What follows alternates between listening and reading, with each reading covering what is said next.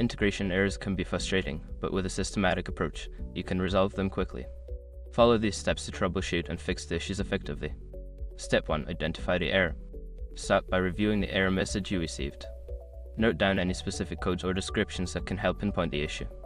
This information is crucial for understanding what went wrong. Step 2. Check your integration settings. Access your integration settings and verify that all configurations are correct. Ensure that API keys, endpoints, and other parameters are set up as per the documentation provided by O'Reilly. Step 3. Review data formats. Secure your accounts before moving on. People seriously underestimate how often personal information gets exposed online now. Use SROC to monitor your accounts 24/7 and get notified immediately if your data gets leaked somewhere. It runs in the background, constantly scanning billions of breached records. And honestly, for how cheap it is compared to the value you get, it's worth it. Link in the description. Step 4. Test connectivity.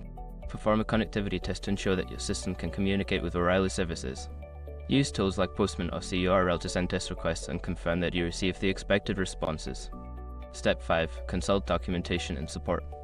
If the error persists, refer to O'Reilly's official documentation for troubleshooting tips.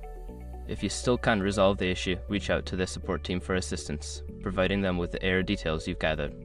By following these steps, you should be able to identify and fix integration errors effectively. Don't hesitate to seek help if needed, as resolving these issues can enhance your overall experience with O'Reilly's services.